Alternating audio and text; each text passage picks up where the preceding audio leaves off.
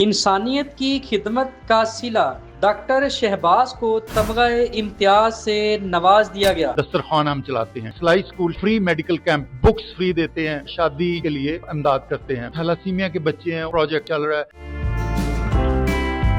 बात करेंगे ऐसी शख्सियत की जिन्होंने अपनी जिंदगी समाजी कामों में और फलाही कामों में खर्च कर दी है और इसी कामों की वजह से उनको पाकिस्तान में सदर पाकिस्तान की जानब से तमगा इम्तियाज से नवाजा गया है। मेरे साथ इस वक्त डॉक्टर शहबाज मौजूद हैं। मेरी फैमिली माशाल्लाह सोशल वर्क में और लोगों की खिदमत में मेरे वालिदैन के ज़माने से मशहूर है और मेरी फैमिली में सिविल सर्विस में बहुत से लोग शामिल हैं। मेरा एक भतीजा है, उसको भी तमगा इम्तियाज से नवाजा गया है।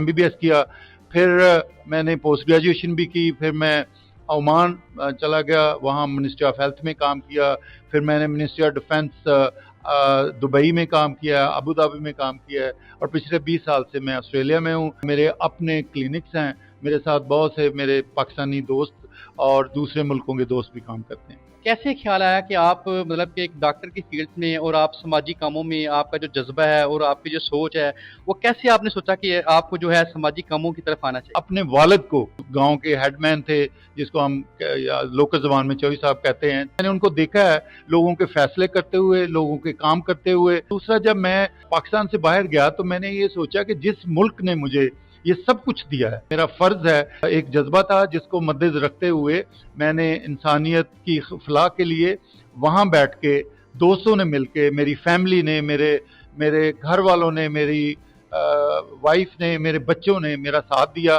आप उन कामों की थोड़ी सी तफसील बता सकते हैं कि कौन कौन से काम ऐसे हैं जो आप समाजी काम कर रहे हैं जिससे लोग जो है फायदा उठा रहे हैं? मैं पहले शकरगढ़ के हवाले से जरूर बताऊंगा। 4-5 प्रोजेक्ट ऐसे हैं जिस पे हम काम कर रहे हैं और मेरे साथ, आपको यहाँ पता है ना, लोकल खान साहब हैं, DSP शाहिद गोगा साहब हैं, अफजल साहब हैं और इसके अलावा हमारी जो यहाँ की कम्युनिटी है, इम्पोर्टेंट जो है, दस्तरखान हम चलाते हैं डेली।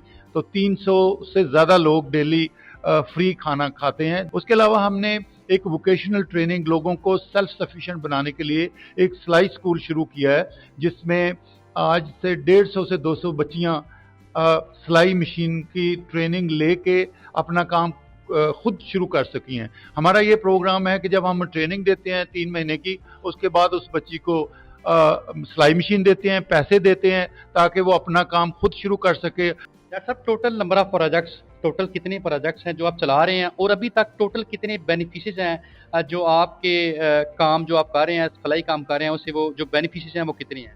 मेरे ख्याल इस वक्त 60 के करीब हैं जो हम ट्रेन करते हैं एवरी 3 मंथ। ये हो गया। फिर हम फ्री मेडिकल कैंप है या फ्री मेडिकल क्लिनिक है, अच्छा, दवाइयाँ मुफ्त देते हैं। इसके अलावा स्कूल हैं, जैसे मेरे अपने गांव का स्कूल है, उसके लिए उसके पंखे थे, उसके पानी का सिस्टम था, सीवरेज का, वो किया।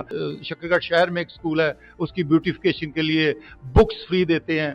फिर मेरे मेडिकल इंस्टीट्यूशन है बहुत सारे, नारोवाल मेडिकल कॉलेज था, उसके लिए मेरा अपना मेडिकल कॉलेज है, उसमें बहुत से मल्टी-मिलियन रुपीस लगा के वहाँ उनका AC सिस्टम था और था, एजुकेशन थे। फिर कुछ बच्चे हैं जिनका मैं उनको स्पॉन्सर करता हूँ, नाम नहीं बताऊँगा, बहुत सारे ऐसे हैं, बहुत अच्छी अच्छी क्लासेस में जा रहे हैं, उनको मैं स्पॉन्सर करता हूँ।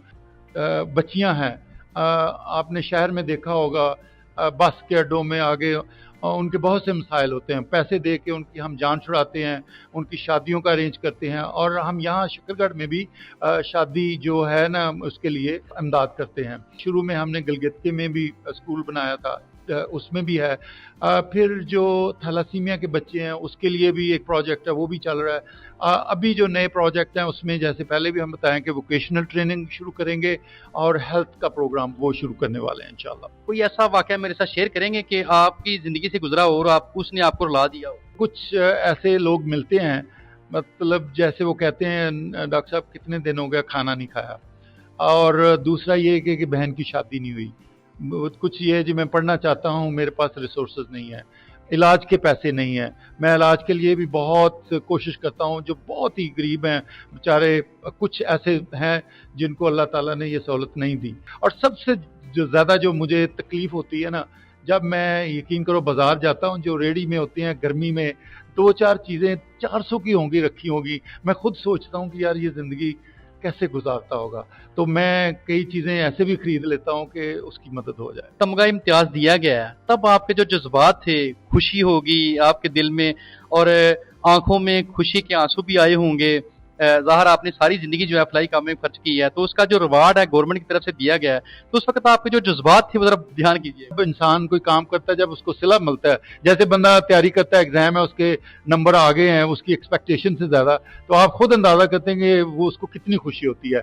काम वही है जो दूसरों के लिए करो। डॉक्टर साहब, मेरा आपसे आखिरी सवाल है, आप मुझे ये बताएं कि फलाही काम करते हुए गवर्नमेंट की तरफ से कोई रुकावट आती हो या पब्लिक की तरफ से कोई ऐसे सोशल कोई इशू ऐसे हैं जो आपको रुकावट पैदा करते हों? ज़लज़ला आया था, आपको पता है पाकिस्तान में, बहुत 2005 में शायद, उसके बाद फ्लड्स आए हैं, तो लोग देने को बहुत तैयार हैं वहाँ। हमें जो वहाँ मुश्किलात आती हैं, बहुत सी चीज़ें देती हैं, हमें जो वहाँ से चीज़ें भेजने, यकीन करें कंटेनर के कंटेनर देते हैं, लेकिन ये है कि एज एन इंडिविजुअल मेरे लिए बहुत मुश्किल है कि वो सारी चीज़ें मैं यहाँ भेजूँ। तो इसलिए बेहतर है कि मैंने छोटे काम शुरू कर दिए जहाँ कोई अडल नहीं है, पैसा है, थोड़ी चीज़ें हैं, भेजो, काम हो जाता है।